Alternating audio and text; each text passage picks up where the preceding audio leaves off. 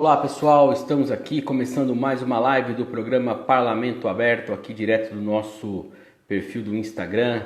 Hoje vamos falar com a Deila Maia, procuradora do Ministério Público de Contas do Estado do Pará. Falaremos sobre contas públicas, compras públicas na área da saúde. Deila já está aqui com a gente. Deu tudo certo, espero que dê tudo certo agora também. E a gente vai ter um papo bem interessante aí para poder conversar sobre esse assunto tão fundamental nesse momento. Olá, Deila, tudo bem? Boa tarde a todos que estão nos ouvindo. Muito prazer É um grande tê-la prazer conosco. participar aqui. Muito obrigado por se dispor a nos atender aqui no Parlamento Aberto, que é um programa desenvolvido pela Câmara de Vereadores de Piracicaba. Eu só estou aqui também dando uma ajeitada, mandando umas mensagens aqui.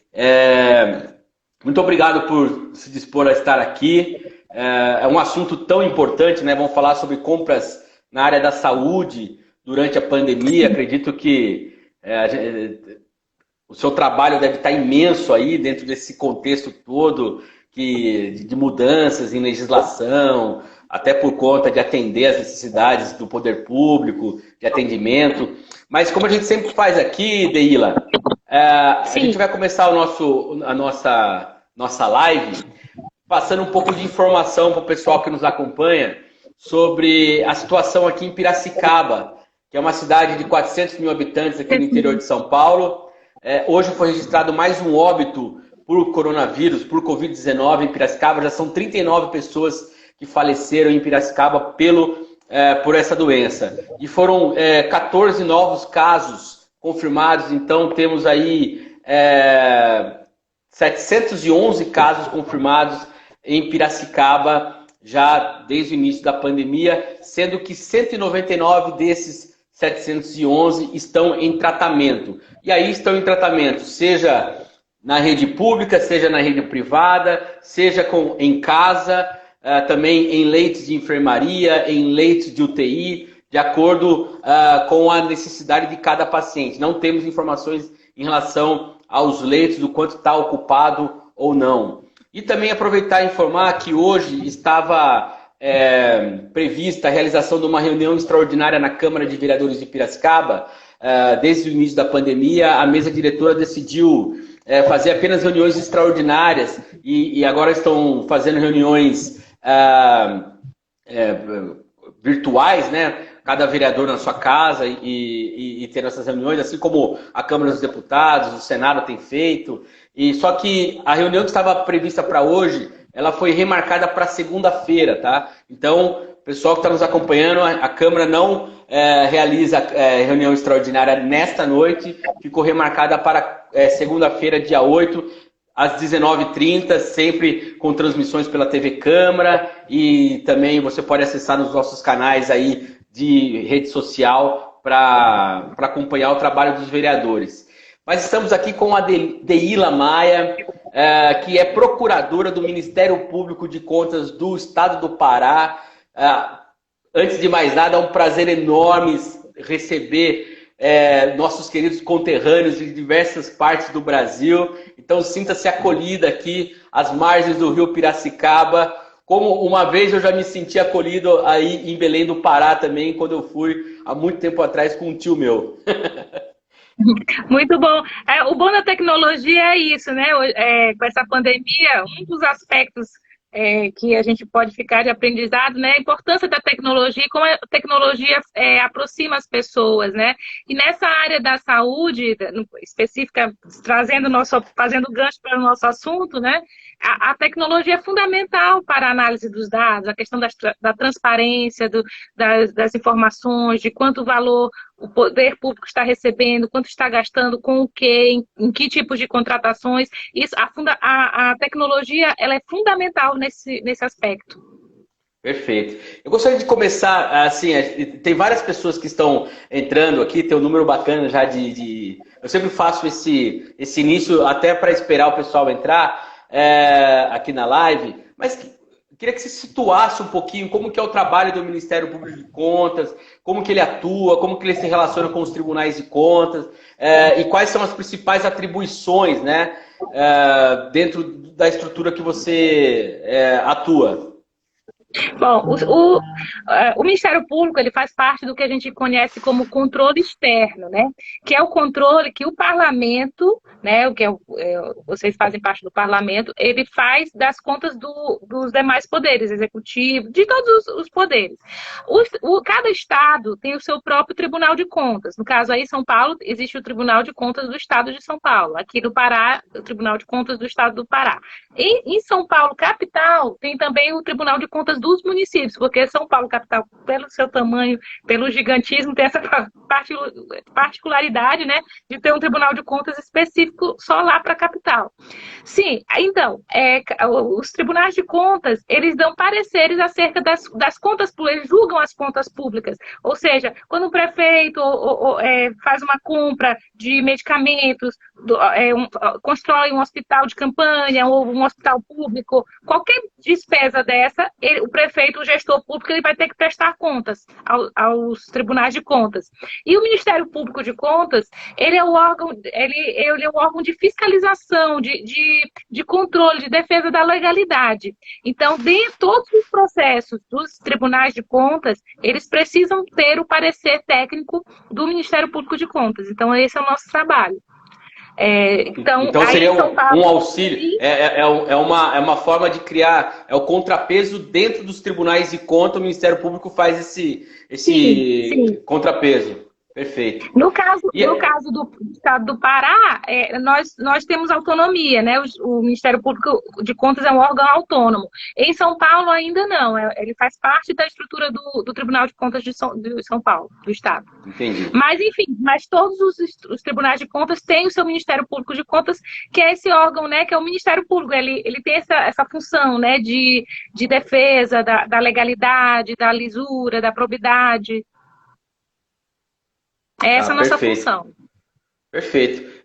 O pessoal já está entrando aqui, falando aqui, ó, Deila Cereja, isso.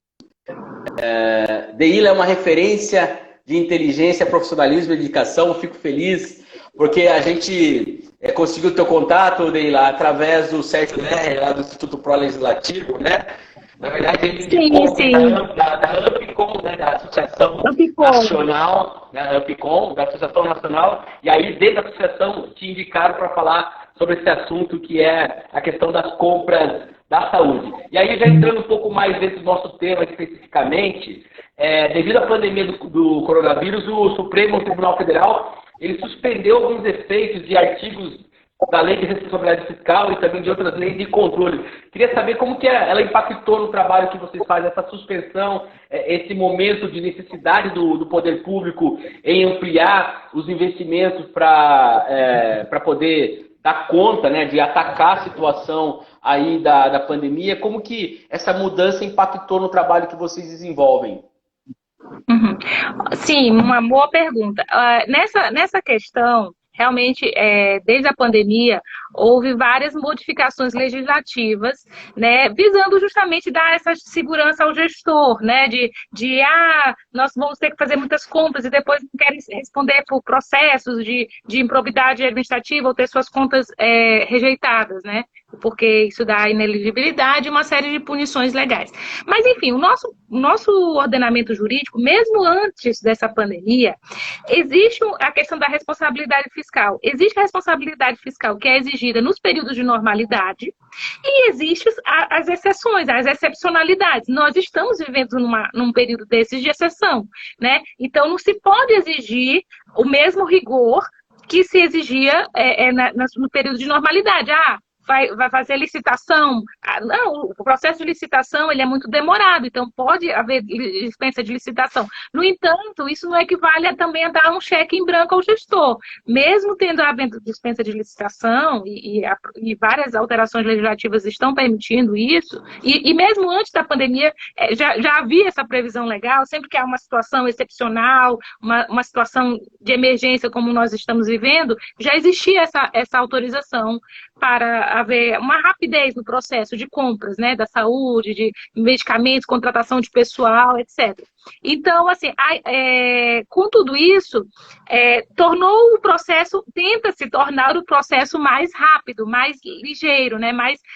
Menos burocrático. No entanto, mesmo assim, alguns cuidados têm que ser tomados, né? Porque, infelizmente, e a gente está vendo aí na realidade, não apenas no estado de São Paulo, mas em todo o Brasil, de compras irregulares, compras com empresas e fantasmas, ou faz uma compra num valor alto e o produto não é entregue, né? Ou produtos de baixa qualidade, e tudo isso tem um impacto enorme na saúde da população, né? Que por muitas vezes deixa de ser atendida por a falta desses insumos, desses equipamentos, né? Então, é essencial nessas horas, e em todo o Brasil, eu faço parte da associação, da Ampicom, da Associação Nacional do Ministério Público de Contas, e em todo o Brasil os procuradores de contas estão atuando diariamente, diuturnamente, sem parar mesmo, para tentar fazer o melhor possível, no sentido de garantir com que o dinheiro público, né, o dinheiro que a nossa população arrecada, né, mediante o pagamento dos tributos, dos impostos, etc., ele seja bem utilizado, porque o que se quer é isso, é que seja feita a boa utilização dos recursos públicos. Então, realmente, desde o advento da pandemia, já houve algumas alterações legislativas, leis específicas, tornando mais flexível, mas ainda que não tivessem tido essas alterações recentes, o próprio sistema já permitia isso, já estava na previsão, né? E o que a gente faz é o seguinte, está mais fácil contratar, no entanto, o controle social, né, e nessas horas é muito importante o controle social, a participação da sociedade, do próprio parlamento, né, de todo mundo, todos nós somos um pouco fiscais, né? E para isso é essencial a transparência dos dados públicos, né? Quanto se gasta, quanto se recebe, quais foram os contratos que foram feitos, né? E que empresas são essas, né? Mesmo, por exemplo, aí em São Paulo, mesmo na capital, por exemplo, mesmo sem a dispensa, mesmo com a dispensa de licitação, há um procedimento, digamos assim, padrão de pedir 3 cotações de preços, né? Ou seja, o fato de não ter licitação não quer dizer que eu vou poder contratar qualquer pessoa de qualquer forma, né? E o importante é ter qualidade, ter eficiência, chegar na hora que a população precisa, né? Piracicaba é um município relativamente grande, né? De 400 mil habitantes, então é muito relevante esse tipo de preocupação, né? Estruturar o sistema de saúde para dar vazão às necessidades de saúde da população. Perfeito. Na semana passada, sexta-feira da semana passada, a gente teve a oportunidade de entrevistar aqui a doutora Heloísa Helena, que é conselheira do Tribunal de Contas do Estado de Goiás. Também uma das nossas conterrâneas de outras regiões que participou aqui da live. E ela falou uma frase que, inclusive, a gente destacou na matéria que a gente faz sobre as lives que a gente realiza pelo Parlamento Aberto, que ela falou que é um teste de maturidade dos gestores públicos esse período da pandemia, né? Por conta de ter essa maior liberdade no sentido de facilitar a culpa pública para que ela possa atacar um problema que é emergencial. A gente sabe da emergência que é a necessidade de leitos, a necessidade de insumos, EPIs, né, que são várias questões. Então, eu gostei dessa frase, teste de maturidade. E aí, pegando esse gancho da live passada, do que a senhora viu até agora, como que está esse teste de maturidade, né? A gente consegue entender que, lógico, existem vários casos, mas proporcionalmente, em termos daquilo que é o trabalho diuturno ali do Ministério Público de Contas do Estado, isso piorou muito ou ele tem se mantido? Como que dá para a gente avaliar esse teste de maturidade nesse momento? Olha, é muito difícil você fazer uma generalização. Assim, o Brasil é muito grande, as realidades são muito diversas, né? Existem muitos gestores que estão trabalhando com muita responsabilidade, com muita seriedade, que estão dando o seu melhor, vários funcionários públicos que estão trabalhando dias e noites em casa, por teletrabalho e também nas unidades de saúde, nas secretarias de saúde, dando o seu melhor para comprar, para que as coisas cheguem na ponta, né? Por outro lado, e até é o que a mídia mais noticia, né? E sim, é claro, e tem que noticiar, porque realmente é um escândalo. Existem aqueles maus gestores, né? Existem aquelas pessoas que se aproveitam desse momento para fraudar, para contratar pessoas não idôneas, né? Pessoas, às vezes, empresas que não existem, né? Para se apropriar do dinheiro público e o que é pior, né? Não prestar o serviço. Então, assim, é difícil você generalizar o que está acontecendo mais. Existe boa fé e má fé em todas as áreas, inclusive nessa pandemia. E inclusive, não é só no Brasil que existe esse tipo de má fé, em outros países do mundo também tem ocorrido problemas, né? Agora, o Brasil, com essa dimensão continental que nós temos, né, e o grande número de casos, é claro que também há grande número de casos de corrupção, de desvios, de abusos, mas eu vejo como positivo, eu diria como positivo, que hoje em dia o sistema de controle, tanto o controle externo, que é o que eu faço parte, como o controle social, todos os controles da sociedade, eles estão funcionando. Tanto é que, às vezes, um determinado gestor faz um negócio num dia, no outro dia já está denunciando, alguém já observou um preço abusivo, né, sobre produtos superfaturados, uma empresa que não existe, ou então que funciona uma empresa de fundo de quintal e tal. E tudo isso está vindo ao nosso conhecimento com muita rapidez, graças principalmente também à tecnologia, né? Porque sem a tecnologia, sem essa questão de dar publicidade, né, de publicar os atos, de publicar as contratações, sem isso não seria possível. Então, assim, por mais que apareçam muitos casos de corrupção, eu acho que a sociedade não deve se desanimar. Ela deve ter uma esperança de que, pelo menos, foi detectado aquele caso, aquele problema, e que esses gestores serão punidos. Serão punidos, e alguns já estão com bloqueios de bens, e em todo o Brasil, o Ministério Público de Contas e os outros ministérios públicos, estadual, federal, estão atuando firmemente no sentido de coibir esse tipo de prática. Eu acho que a gente tem que ver de forma otimista, né? Porque às vezes não é porque você não sabe daquele ato de corrupção que ele não aconteceu, né? Existe um pouco essa percepção, quando você não sabe, então, determinado período não existia porque, quer dizer, você não sabia. Hoje você tem, né, todo um controle externo, você tem um controle social, você tem a tecnologia, você tem a legislação que exige a transparência. Nós temos aí uma legislação muito importante, da qual nós aqui usufruímos bastante, no sentido de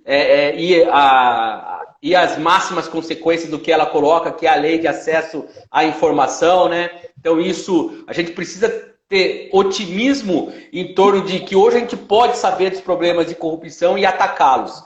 E aí, dentro desse aspecto da corrupção, né, que é o nosso ponto central aqui, você citou alguns casos, compra superfaturada, empresas que são fantasmas. Quais são as táticas mais comuns que você tem observado nesse período? Justamente essa questão do sobrepreço, né, que é um preço abusivo, porque realmente, como os produtos estão seguindo a lei da oferta e da procura, claro, se todo mundo está procurando EPI, isso no mundo inteiro, né, não é apenas no Brasil, EPI, se está procurando respiradores e tal, e tem uma escassez, né, na oferta, é claro que esses preços vão subir, mas o quanto é aceitável? Né? O quanto é aceitável pagar por um álcool gel, o quanto é aceitável. Então, em relação ao sobrepreço, também em relação à questão das empresas, de não ser, às vezes, grandes contratações estarem sendo feitas com empresas que não têm estrutura, que não têm pessoal, que não têm nenhuma sede própria, ou seja, empresas de fachada, né, que geralmente isso está escondendo operações criminosas via lavagem de dinheiro.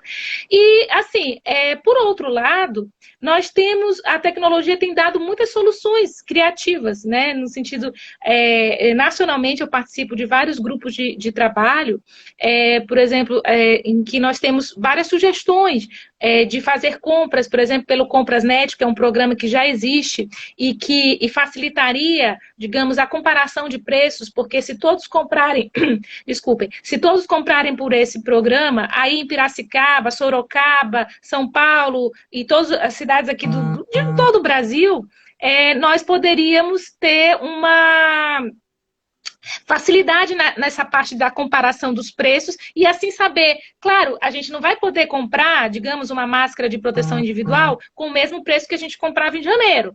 Ou, tudo bem, mas assim, até quanto é o aceitável? Piracicaba comprou por um preço, mas um município próximo comprou por qual preço? Entendeu? Então, esse tipo de comparação que a tecnologia permite hoje, né, com bastante rapidez, isso a gente tem trabalhado buscando soluções nesse sentido.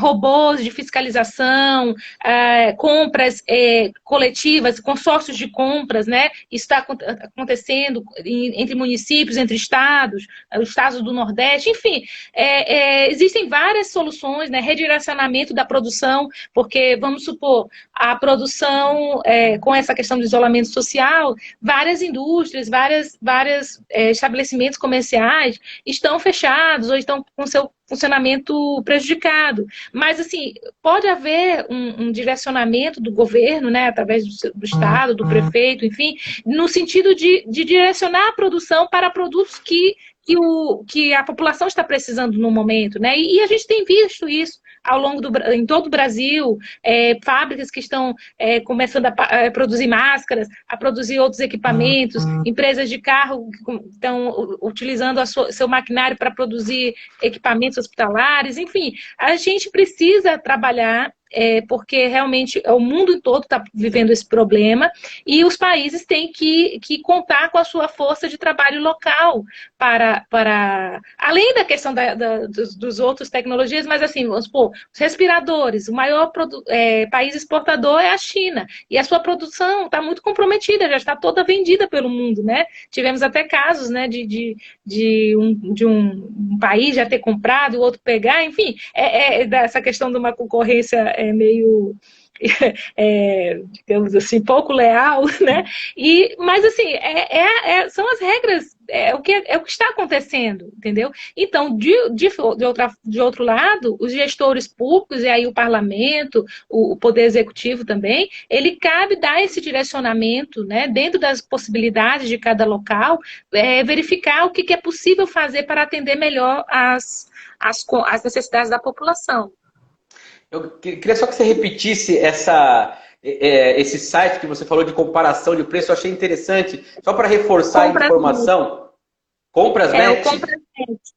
Comprasnet, é do governo federal. Inclusive, está tendo até um projeto de lei no Congresso Nacional, no sentido de instituir a obrigatoriedade de que todos os recursos federais, né, serem instituídos por esse Comprasnet. Mas por que não todos? Né? Assim, na medida que for possível, utilizar esse instrumento, porque seria uma forma de você centralizar as informações e facilitar a comparação de preços, a comparação de fornecedores, porque, claro, a entrega em um determinado local exige uma logística, em outros locais, por exemplo, aqui no Norte, a logística já é mais complicada, então não se pode exigir o mesmo preço aqui no Norte e no interior de São Paulo. São realidades diferentes, né? Perfeito. E eu não falei no início, mas além de procuradora do Ministério Público de Contas do Estado de Pará, a Deila também é médica, né? E aí eu queria aproveitar essa dupla formação, né? A gente falou antes aqui da live, eu falei, nossa, você estudou bastante, né? Direito e depois medicina, ou medicina e depois direito, enfim. É uma pessoa realmente aplicada aí em dois conhecimentos que são bastante profundos, né? E aí eu queria entender como que, dentro desse trabalho de fiscalização, a sua experiência enquanto médica, conhecedora das atribuições ali que o profissional tem, ele contribui nesse processo de fiscalização. O quanto que isso você leva essa formação para dentro do Ministério Público de Contas? Sim, realmente, eu fiz os dois cursos ao mesmo tempo. Eu comecei medicina primeiro e logo em seguida fiz direito, e assim, na minha experiência profissional, eu sempre trabalhei nessa área. Eu fui auditora, auditora médica do SUS, né, do município de São Luís, e fui auditora médica de vários planos de saúde também, já trabalhei em vários. Então, assim, eu conheço bem essa área da saúde, essa parte administrativa, de como processar as contas e tudo mais. Isso ajuda no momento, conhecer os medicamentos, ajuda, facilita o trabalho. E, assim, nessa época dessa pandemia, eu realmente tenho trabalhado bastante, porque as demandas aumentaram muito, né? E assim, que bom que hoje em dia nós temos tudo isso, né? Nós temos esse aparato tecnológico, nós temos pessoas muito sérias, muito dedicadas em todo o Brasil, né? Que estão, assim, dando o seu melhor, fazendo o melhor possível para que a população realmente seja atendida da melhor forma possível. Mas, infelizmente, é uma situação muito difícil, muito crítica em todo o Brasil. Claro que em alguns lugares está melhor, outros pior, mas, assim, de um modo geral, é uma situação bastante delicada. Mas existem muitos profissionais de saúde, colegas médicos meus, colegas da época, enfim, em todo o Brasil, né? Pessoas muito dedicadas e que estão dando sangue mesmo, dando o melhor de si nessa crise. Eu acho que nessa crise que é tão ruim, tão complicada, existem vários aspectos negativos, mas também vários aspectos positivos. E um deles é isso, a gente nunca viu uma dedicação tão, né, às vezes até heróica ao trabalho, pessoas que estão se afastando das suas famílias, né, os profissionais de saúde, para se dedicar, para não ficar contaminando em casa, às vezes não estão nem vendo os filhos, não estão vendo. Então, assim, é um trabalho que a gente vai ter que se lembrar no futuro de o tanto que muita gente deu o melhor de si nessa época. Interessante de falar isso. Né? Sim, realmente, eu acho que tem um aspecto que eu acho sempre bom a gente ressaltar, né? Você atua no Ministério Público de Contas do Estado, aqui é uma Câmara Municipal de onde estamos falando, né? Que é a Câmara de Vereadores de Piracicaba. Mas, de modo geral, eu acompanho muitas lives e conteúdo sobre questão de inovação dentro do poder público, sobretudo dos legislativos, mas também dos tribunais de contas, dos ministérios públicos, de forma geral, não só de contas, todo o Ministério Público. Eu acho que o Brasil ainda não tem noção que existe uma certa, eu diria assim, uma revolução silenciosa, né, dentro de uma estrutura de Estado que está cada vez mais buscando essa fiscalização e a possibilidade que a gente tem, né? Eu estou no serviço público faz apenas 9 anos, eu não sou muito antigo do serviço público. E de 2013, 2014 para cá, teve uma transformação muito grande. Você sente isso também? Existe uma transformação de cultura dentro do serviço público que até se assemelha assim, à busca da inovação, nem você colocou aí da tecnologia para buscar, para poder fazer essa fiscalização. Você sente isso que há também no Ministério Público? Sem dúvida. Em todo o Brasil existe. Eu não gosto muito quando eu vejo as pessoas falando dos servidores públicos como se fossem pessoas que não trabalham e tal, porque assim, essa não é a realidade. Eu acho que, claro, que sempre vai haver uma minoria, alguém que não faz jus ao seu nome, né, de servidor público, ou seja, nós estamos aqui para servir o público. E assim, de um modo geral, nessa área, por exemplo, do controle externo, em todo o Brasil, nós temos muitos procuradores de contas que estão assim trabalhando dia e noite para tentar fazer o melhor de si, para fiscalizar. E o mesmo eu digo na parte das secretarias também de saúde, secretarias de administração, que estão fazendo o máximo. Os próprios tribunais de contas também, hoje em dia se está dando o devido valor, né, vendo a importância de ter essa fiscalização estruturada, uma auditoria técnica, eficiente, inteligente, porque os dados são muitos, então seria impossível você analisar gasto por gasto, conta por conta, manualmente, no papel, digamos assim. Mas quando você bota esses dados, e aí é importante a lei de acesso à informação, a transparência, quando você bota esses dados no computador e possibilita o trabalho desses dados, a mineração desses dados, aí muita coisa pode ser detectada, né? E existe realmente esse novo espírito, né, no Brasil, principalmente desde a Constituição de 1988, né, que permitiu, que fortaleceu o Ministério Público de modo geral, que se vê, por exemplo, a própria Operação Lava Jato, assim, a corrupção ela sempre existiu, mas só que hoje em dia a gente torna isso público, a gente pune, né, processa. Eu acho que isso é um fator a ser exaltado também. Existe uma nova cultura, existem servidores públicos muito sérios que trabalham, que se dedicam, que estudam, que tentam fazer sistemas de tecnologia, né, programas para tentar detectar a fraude. Agora, realmente, a criminalidade, né, o crime, a gente está verificando que nessa questão dos respiradores está havendo um crime organizado, né, existe uma atuação, né, sistemática em alguns lugares, mas assim, eles inventam muitas ferramentas, mas por outro lado, existem aquelas pessoas que tentam combater essas fraudes, né, combater a lavagem de dinheiro, suspender os contratos que são visivelmente irregulares, né, facilmente detectáveis. Então, assim, existe muita gente boa trabalhando. Sim. Você usou um termo que eu achei bem interessante. Eu tenho um amigo meu que ele é programador e ele fala muito dessa questão da mineração dos dados, né? Pessoal Sim. que trabalha com Big Data e tudo mais adora esses termos assim, né? Eu confesso que também estou ainda entendendo como tudo isso funciona, a questão dos algoritmos e tudo mais. Mas aí eu queria entender, nesse trabalho de fiscalização, de que maneira a tecnologia vocês utilizam a tecnologia? Justamente essa coisa a partir de algum tipo de aplicativo. Você falou do Comprasnet, que é um site, pelo que eu entendi, do governo federal, para poder fazer a comparação de preço. Mas quais são os instrumentos ali, aplicativos que vocês utilizam para fazer esse tipo de mineração de dados que você colocou aí?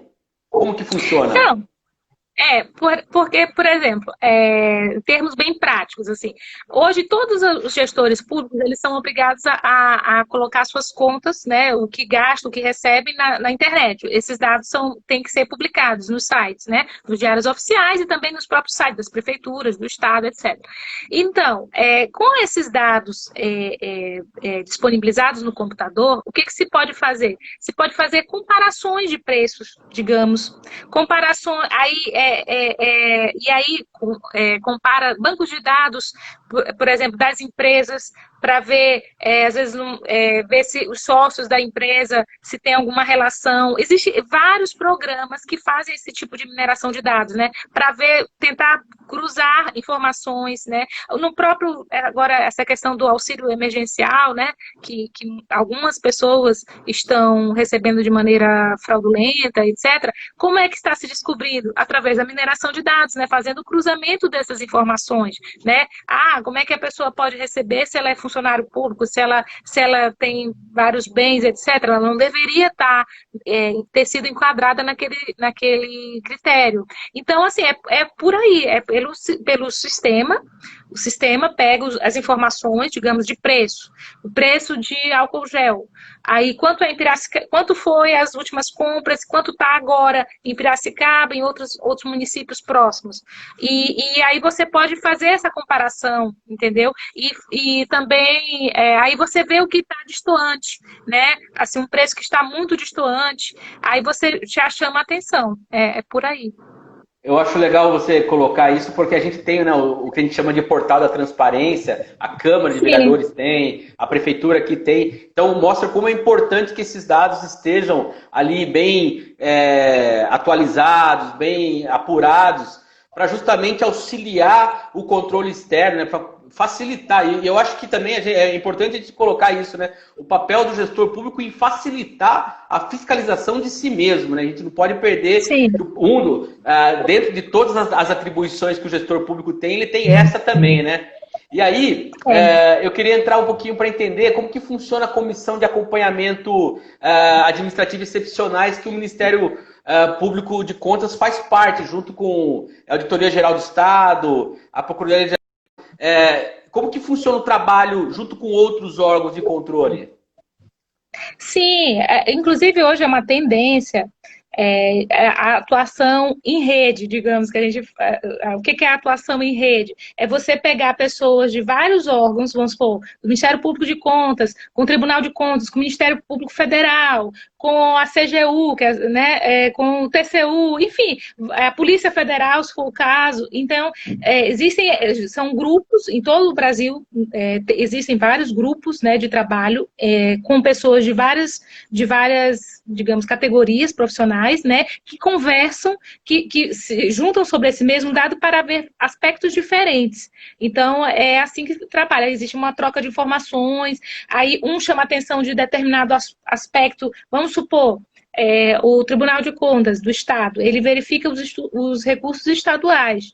Agora, se um determinado procurador de contas verifica que está havendo alguma irregularidade com recursos federais, ele prontamente já avisa a pessoa que trabalha com isso, entendeu? E isso está acontecendo demais. Várias representações do Ministério Público de Contas, aí de São Paulo mesmo, que deram origem a atuações do Ministério Público Federal, por exemplo. Isso tem ocorrido bastante em todo o Brasil.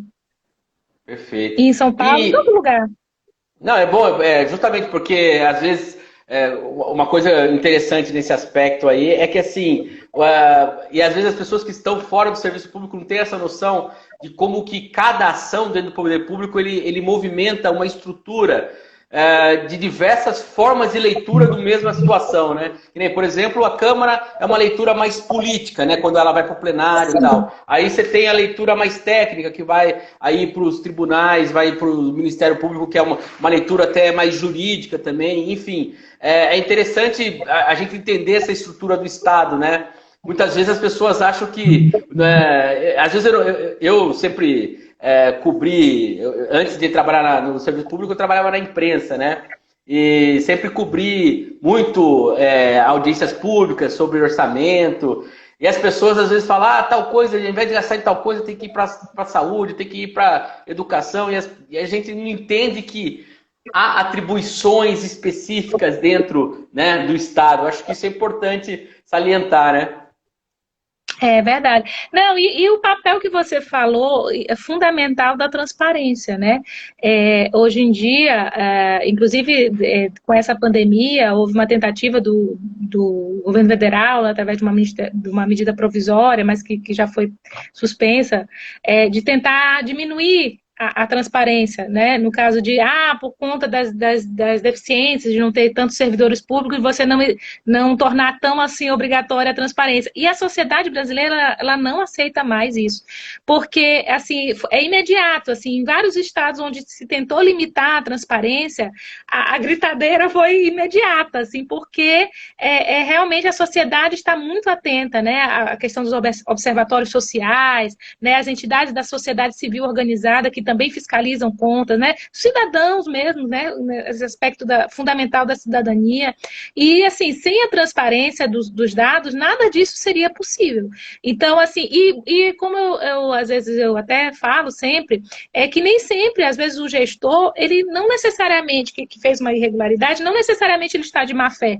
Né? Às vezes ele pode ter contratado sem ter má fé, né? Mas a própria transparência, olha, esse contrato está com preço absurdo, essa empresa aqui não existe, o endereço dela é num lugar que é um terreno baldio, entendeu? Alguma coisa assim, e que a própria sociedade, ou então os órgãos os órgãos públicos, né? Ministério Público ou outras categorias que apontam essas irregularidades e o gestor, que foi inteligente, vai utilizar isso para aperfeiçoar o seu trabalho, né?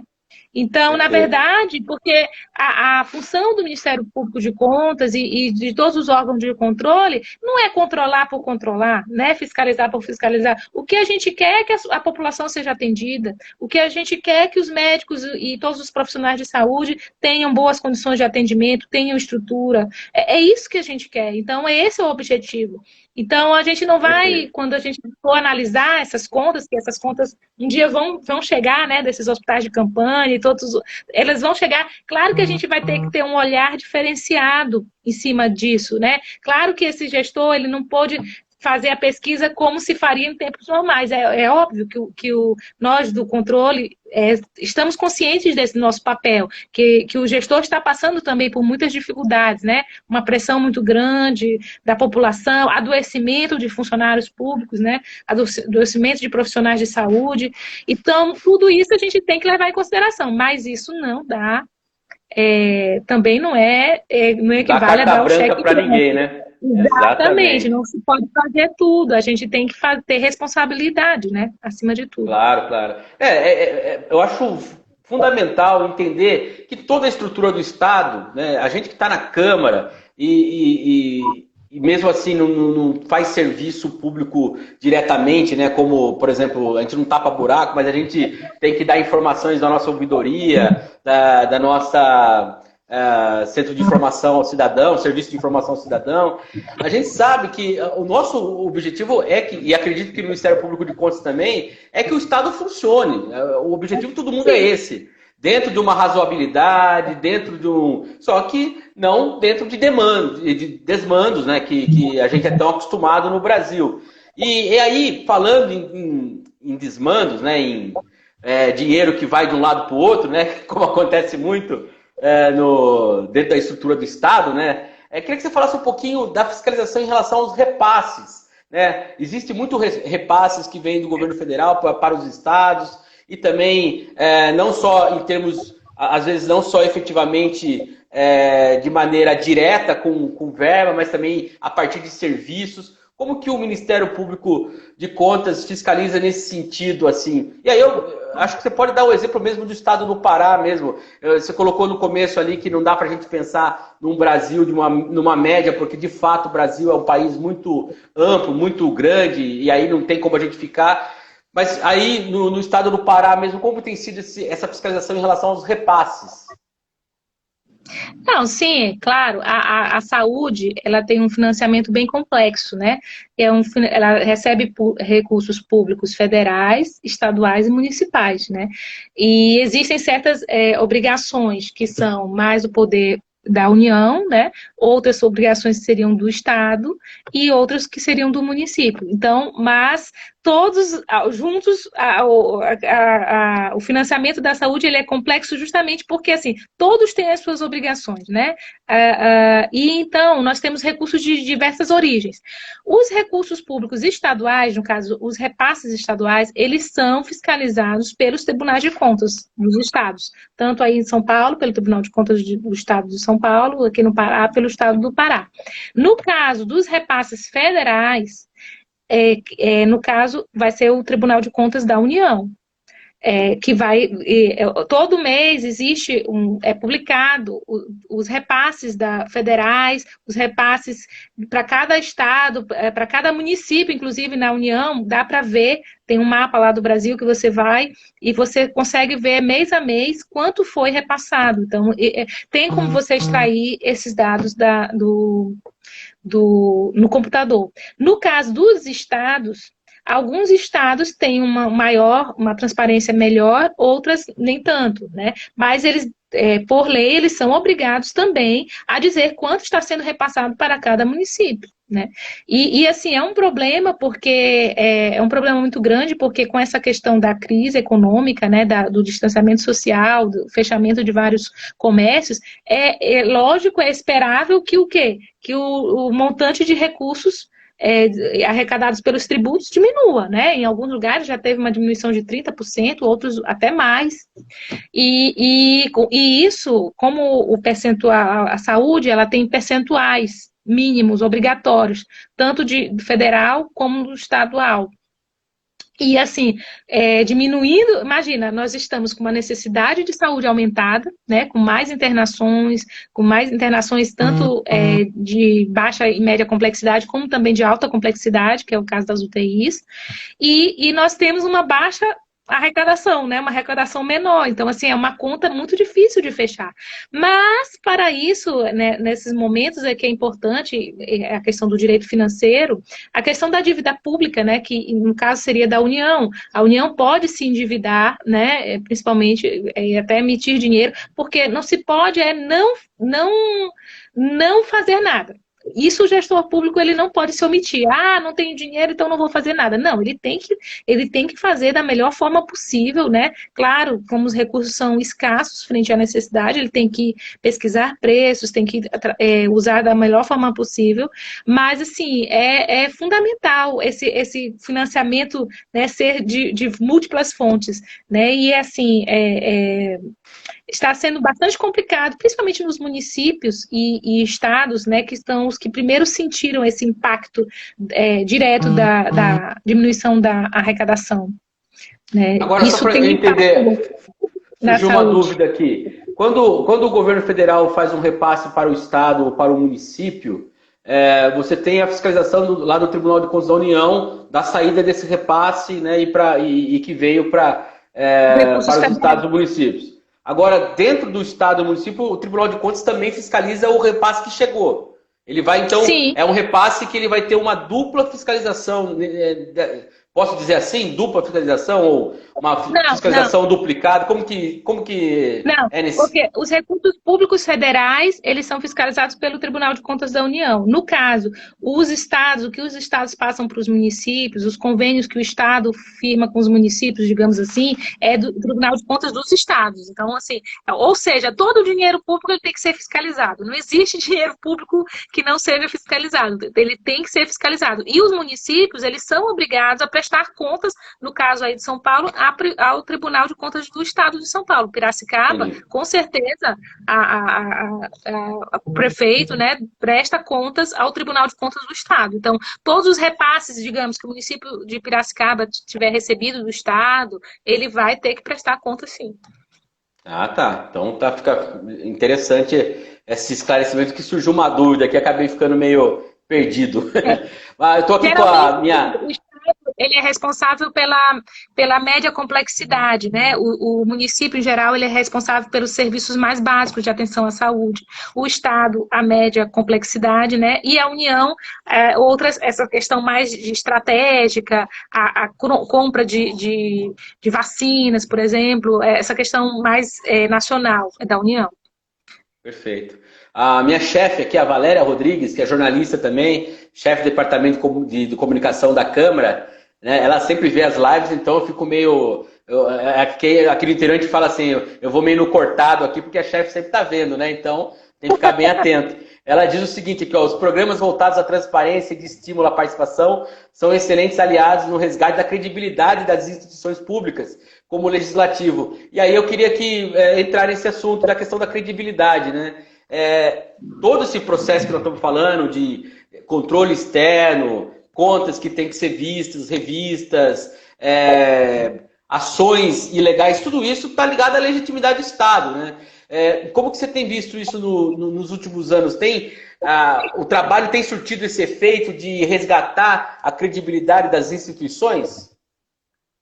Com certeza. Essa questão da transparência, ela é um assunto fundamental. Por quê? Eu sei que ela na prática, ela não é muito fácil de operacionalizar, exige toda uma tecnologia, exige ter funcionários para isso, ter máquinas para isso. Então, assim, ela exige um trabalho do serviço público para dar transparência. Mas, por outro lado, ela é fundamental. Por quê? Porque sem a transparência não pode haver fiscalização, e sem fiscalização ocorre muitos desvios, né, desmandos. Então, assim, nesse caso, a transparência digamos assim, um gestor que não queira dar transparência para os seus gastos, só o fato disso já é uma irregularidade. O fato de ele não colocar os repasses, etc., quanto gastou, quais foram as empresas contratadas, tudo, a regra é a da transparência. Então, assim, nessa questão da saúde, da pandemia, não tem por que um contrato desse ser sigiloso. Então, se vai contratar uma OS, se vai contratar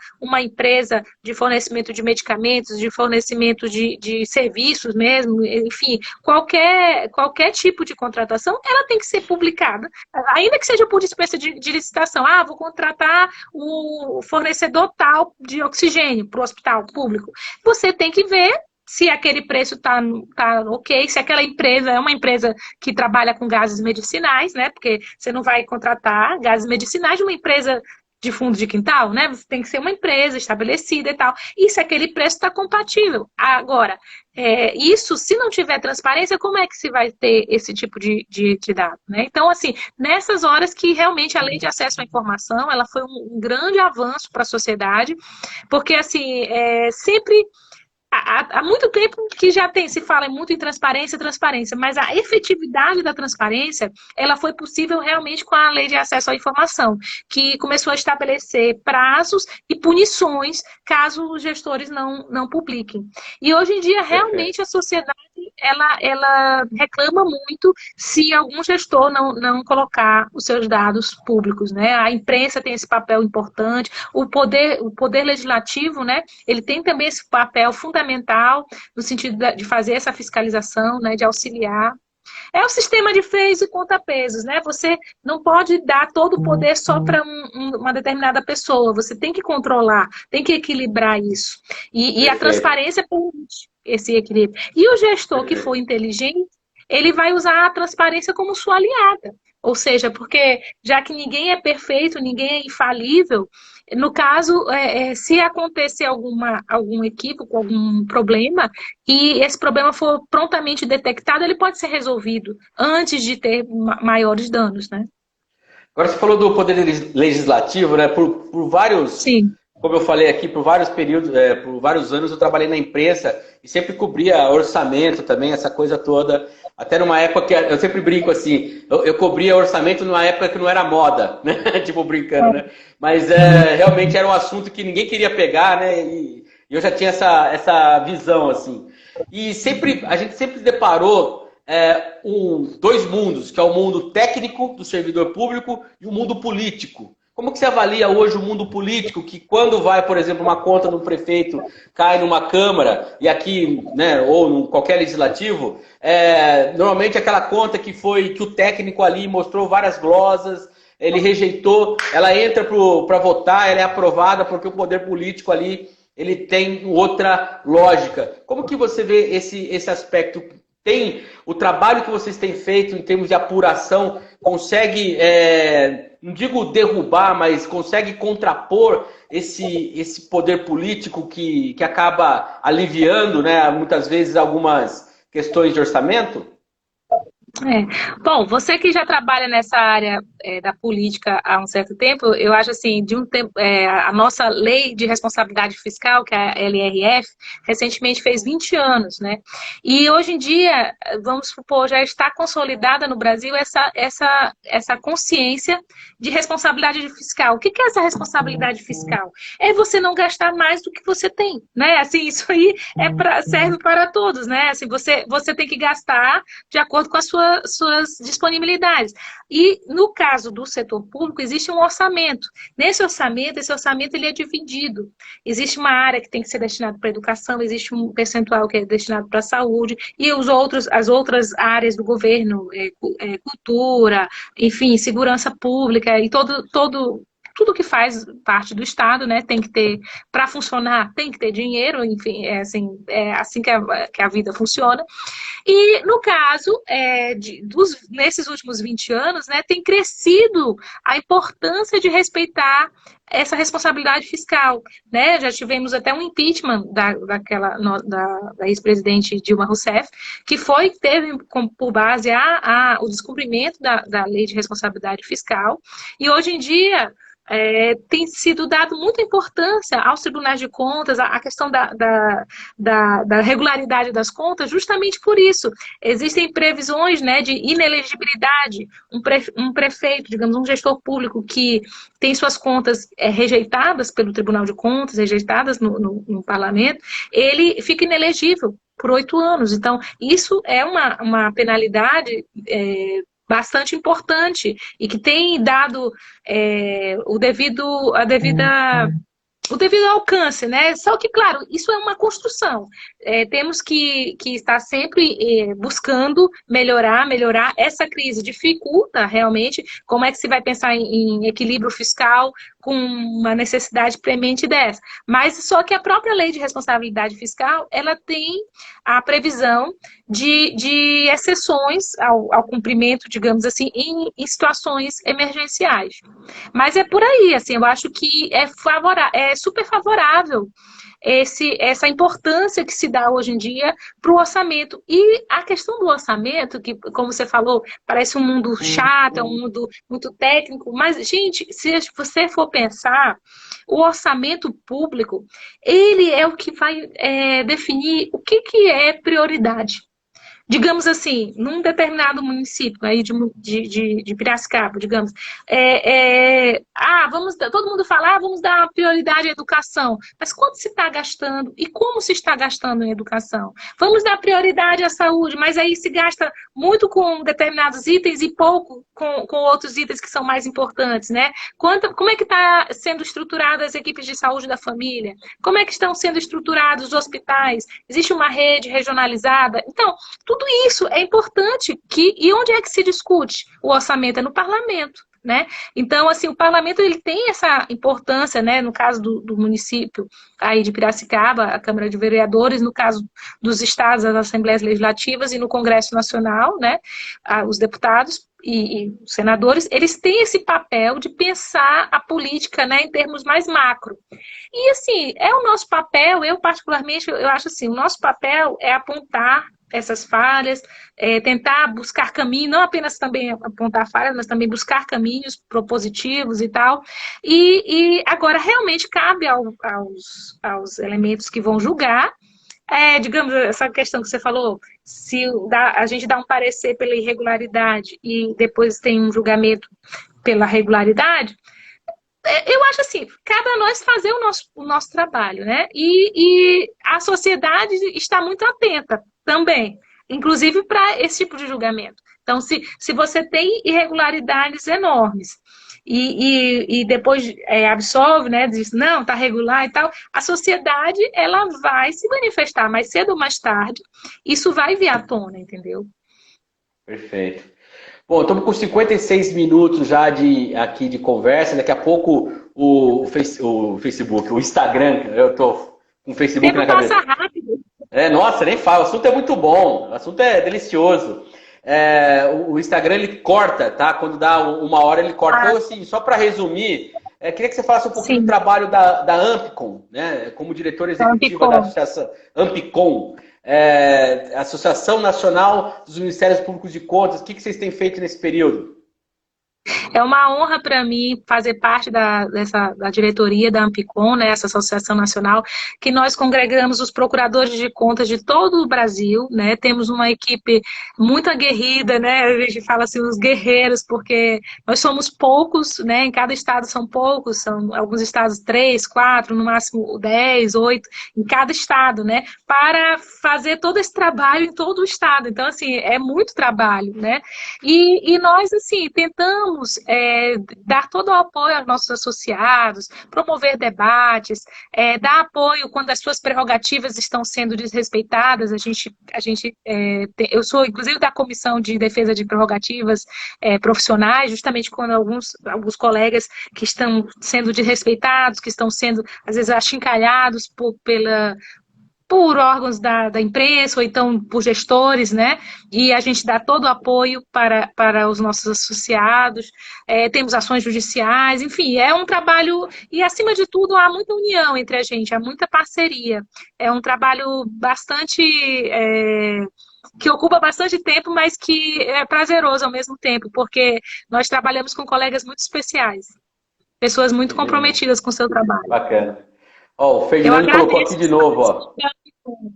Hã? O Ferdinando colocou uma coisa que eu também ia comentar aqui, ó. Parabéns pela explicação em linguagem acessível num assunto tão espinhoso. Eu acho que esse que é o objetivo. Nosso objetivo aqui é justamente esse, é descomplicar esse universo todo e mostrar que isso está a serviço da sociedade. Deila, muito obrigado pela atenção mais uma vez. Queria só informar o pessoal que está nos acompanhando aqui para seguir o nosso perfil aqui no Instagram, Parlamento Aberto. Essa live vai ter uma matéria amanhã no site da Câmara de Vereadores de Piracicaba, o Câmara de Vereadores, câmarapiracicaba.sp.gov.br.